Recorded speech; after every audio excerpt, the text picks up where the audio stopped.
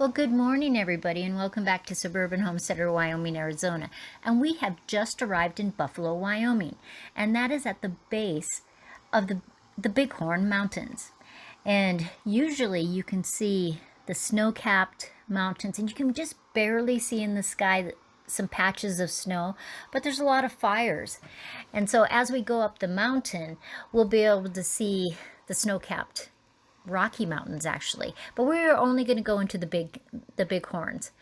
And the Bog Horns have a lot of trails, a lot of picnic areas, camping areas. And in the state of Wyoming, if it's a national forest, you basically can camp about any place you want, which is excellent.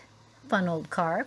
And we're just winding around, we're just going up the mountain, and there are a lot of people that go camping up here. So we'll pass a lot of campers, RVs, things like that. But I love seeing the trees. You know, Joe and I are both from South Dakota and the Black Hills, and so we are so used to having a lot of trees. Now here you can see some of the snow, and usually it's just so crystal clear and beautiful.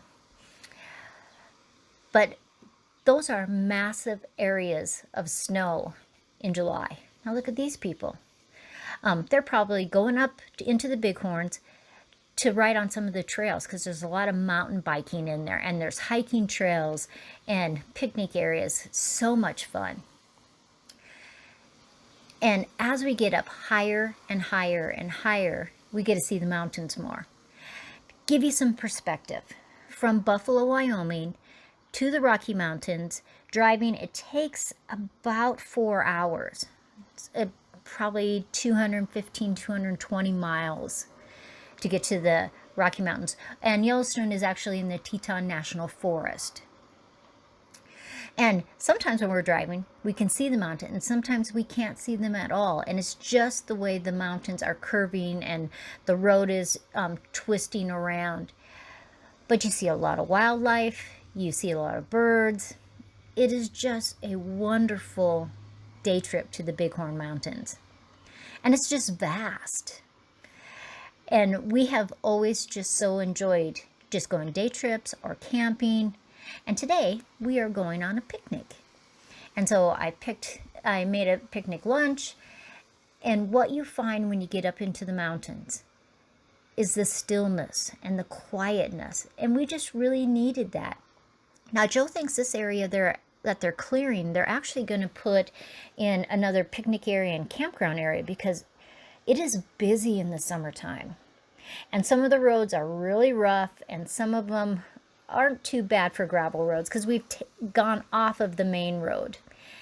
And we are just going to find a fun place that we can go have a picnic.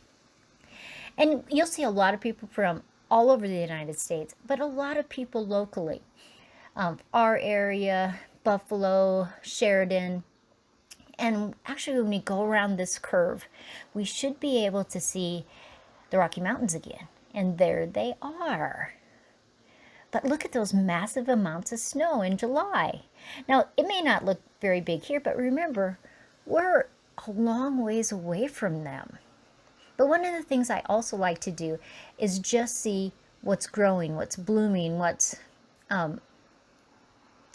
happening in the Bog Horns. And so when we stop to have our picnic, I am going to show you some pictures of the flowers that I find, because they are massive.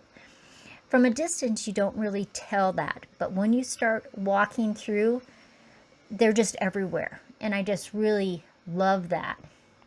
But see how calming and peaceful that is? It is a beautiful place to visit. So you have a chance to visit the Bog Horns, please do.